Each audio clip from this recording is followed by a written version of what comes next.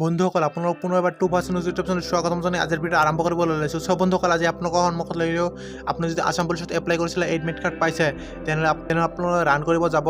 তেতিয়া আপোনালোকৰ কি ডকুমেণ্টছ ল'ব লাগিব আৰু কেনেকুৱা মেডিকেল টেষ্ট হ'ব আৰু আপোনালোকৰ কোনটো অৰিজিনেল ল'ব লাগিব কোনটো জেৰক্স ল'ব লাগিব আৰু আপোনালোকে যেতিয়া ৰানিং কৰিব যাব তাতে আপোনালোকে কি প্ৰথমতে কৰিব লাগিব।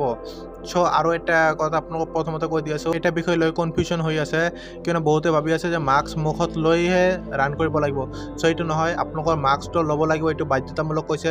বাট যেতিয়া আপুনি ৰান কৰিব তেতিয়া আপোনালোকৰ মুখৰ ৰাখিব নোৱাৰিব, কিয়নো ইয়াৰ আগতো হয়তো আপুনি নিউজত পাইছে যে আপুনি যদি মাস্ক লৈ দৌৰি থাকে তেনেহ'লে আপোনালোকৰ উশাহ লোৱাটো বহুত প্ৰব্লেম হৈ যায়, তাৰ ফলত এজন মানুহ মৃত্যুও হৈছে। এইটো আপোনালোকে হয়তো সকলোৱে নিউজত শুনিছে।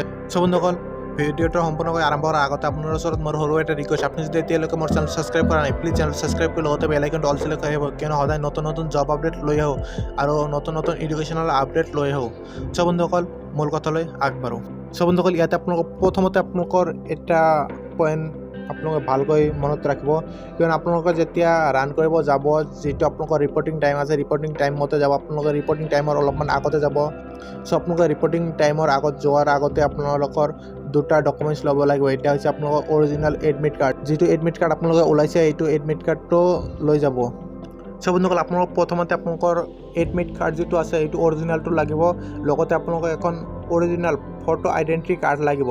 যেনেকৈ আপোনালোকৰ ভোটাৰ ID কাৰ্ড আপোনালোকে ল'ব পাৰে, নাইবা ড্ৰাইভিং লাইচেঞ্চ ল'ব পাৰে, পান কাৰ্ড ল'ব পাৰে, পাছপৰ্ট নাইবা আধাৰ কাৰ্ড ল'ব পাৰে, নাইবা এনি এমপ্লয়মেণ্ট ID ল'ব পাৰে। আপোনালোকে যিটো গভৰ্ণমেণ্ট ইছ্যু থাকিব লাগিব, গভৰ্ণমেণ্টৰ তৰফৰ পৰা চিল থাকিব লাগিব, তেনেহ'লে এইটো আপোনালোকে ল'ব পাৰিব।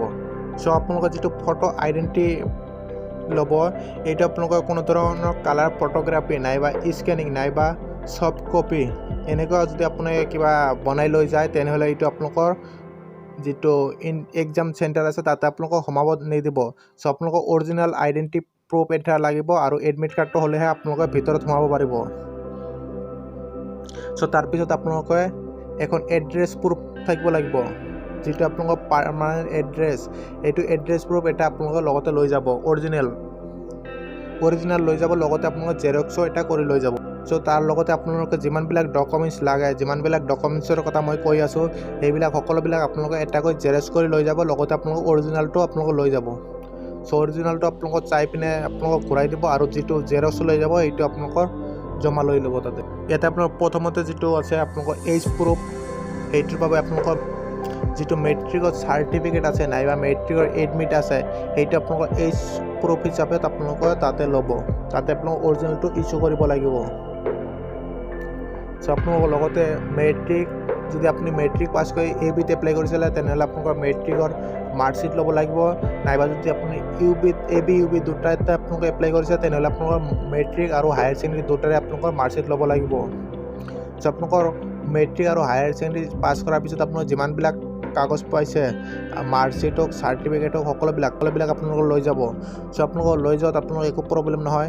বাট আপোনালোকৰ যোৱাৰ পিছত যদি আপোনালোকৰ এটা ডকুমেণ্টছ কম পৰি গ'ল তেতিয়া এইটো ল'বলৈ আপোনালোকৰ বহুতো এটা প্ৰব্লেম হৈ যাব, কিয়নো আপোনালোকৰ ঘৰৰ পৰা ল'ব লাগিব। ঘৰৰ পৰা লওঁতে আপোনালোকৰ বহুত প্ৰব্লেম হৈ যাব, হয়তো তাৰপিছত আপোনালোকে এইটো একচেপ্ট নকৰিব পাৰে। তাৰপিছত আপোনালোকৰ কাষ্ট চাৰ্টিফিকেট, যদি আপোনালোকৰ ST PST HC নাইবা OBC MOBC যদি হয় তেনেহ'লে আপোনালোকৰ কাষ্ট চাৰ্টিফিকেট এটা বাধ্যতামূলক ল'বই লাগিব। আৰু যদি আপুনি কাষ্ট চাৰ্টিফিকেটটো নলৈ যায় তেনেহ'লে আপোনালোকে জেনেৰেল কেটেগৰীতে আপোনালোকৰ নামটো আহিব। আপোনালোকে যদি এপ্লাই কৰাৰ সময়ত আপোনালোকে যদি EWH চাৰ্টিফিকেটটো ইছ্যু কৰিছিলে, অনলাইনত ছাবমিট কৰিছিলে তেনেহ'লে আপোনালোকে EWH চাৰ্টিফিকেটটা ল'ব লাগিব। কিছুমানে আছে যিটো হোম গাৰ্ডৰ SPOত কিছুমানে কাম কৰিছিলে তেওঁলোকে SPO যিটো চাৰ্টিফিকেটটো আছে, যিটো এপইণ্টমেণ্ট লেটাৰটো আছে সেইটো ল'ব লাগিব বাধ্যতামূলক, নহ'লে আপোনালোকৰ যিটো তাৰে সুবিধা আছে সেইখিনি আপুনি নাপাব। আপোনালোকৰ VDPত যদি আপুনি কাম কৰিছে, যদি আপোনালোকৰ SPOৰ যদি সহি চিল আছে তেনেহ'লে আপোনালোকে সেইটো ল'ব পাৰে। লগতে আপোনাৰ যদি কোনো ধৰণৰ স্পৰ্টছ চাৰ্টিফিকেট আছে তেনেহ'লে এইটো ল'ব পাৰে, আপোনালোকে এক্সট্ৰা মাৰ্ক পাই যাব। আপুনি যি কম্পিউটাৰ কোৰ্চ কৰিছে এইটো আপোনালোকৰ বাধ্যতামূলক ল'ব লাগিব, নহ'লে আপোনালোকৰ যদি আপুনি 6 মাহৰ কম্পিউটাৰ কোৰ্চ কৰিছে এটা নাম্বাৰ পালে হয় সেইটো নাপাব, যদি এবছৰ কৰিছে দুটা মাৰ্ক পালে হয় এইটো নাপাব। সো আপুনি যদি NCC কৰিছে তেনেহ'লে আপোনালোকে NCC চাৰ্টিফিকেটটা বহুতে গুৰুত্বপূৰ্ণ হয়, কিয়নো NCCত বহুত মাৰ্ক আছে। এই চাৰ্টিফিকেটটো লৈ গ'লে আপোনালোকে বহুত মাৰ্ক পাব। যদি আপুনি NCC কৰিছে তেনেহ'লে আপোনাৰ NCC চাৰ্টিফিকেটটো যদি আপোনাৰ লগত আছে তেনেহ'লে এইটো লৈ যাব। তাৰপিছত ডিপ্ল'মা, বহুতে ডিপ্ল'মা কৰিছে, ITI কৰিছিলে, এইবিলাক বহুতো টেকন'লজিৰ বহুতো কিবা কিবি আৰু যদি কিবা কিবি ডিপ্ল'মা কৰিছে সেইটো যদি আপোনালোকে এপ্লাইৰ সময়ত ইছ্যু কৰিছে নাইবা যদি আপুনি ইছ্যু কৰাও নাই সেইটো আপোনালোকে লৈ যাব পাৰে, হয়তো আপোনালোকৰ কিবা এটা সুবিধা হ'ব।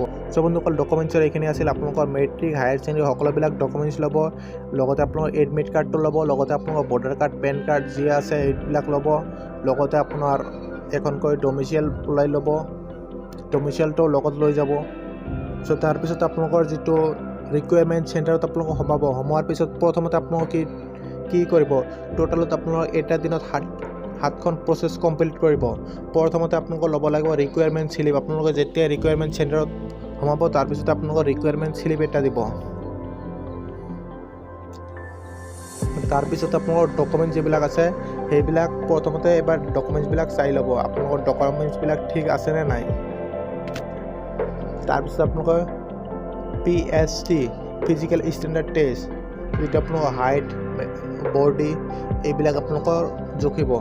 চ' তাৰপিছত আপোনালোকৰ মেডিকেল ষ্টেণ্ডাৰ্ড টেষ্ট ল'ব। তাৰপিছতে আপোনালোকক দিব ৰানিং কৰিবলৈ ফিজিকেল ইলিজিবিলিটি টেষ্ট, যিটো ৰানিং আছে সেইটো আপোনালোকক প্ৰথমতে দিব। তাৰপিছত আপোনালোকৰ ফিজিকেল ইলিজিবিলিটি টেষ্ট লং জাম্প দিব। তাৰপিছত আপোনালোকৰ লাষ্টত হৈ যাব আপোনালোকৰ ডকুমেণ্টছ ভেৰিফাই।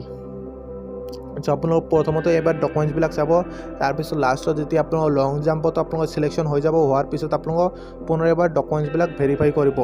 চ' বন্ধুসকল আপোনালোকৰ যিটো এডমিট কাৰ্ড ওলাইছে, এডমিট কাৰ্ডত যদি আপুনি বৰ্ড চাইড দুয়ো চাইডে আপোনালোক ওলাইছে তেনেহ'লে আপোনালোকে পিছফালৰ যিটো আছে এইটো আপোনালোকে পাব ইনষ্ট্ৰাকশ্যন অফ দ্য কেণ্ডিডেট, তাতে আপোনালোকৰ সকলোবিলাক ডিটেইলছে দিয়া থাকে, তাৰ পৰা আপোনালোকে চাব পাৰে। চ' বন্ধুসকল আজিৰ ভিডিঅ'টো এইখিনি আছিল। যদি ভিডিঅ'টো চাই ভাল পালে তেনেহ'লে লাইক কৰিব, ভিডিঅ'টো সকলোৰে মাজত শ্বেয়াৰ কৰি দিয়ক। পুনৰ এটা নতুন ভিডিঅ'ত লগ পাম। জয় হিন্দ, জয় আই।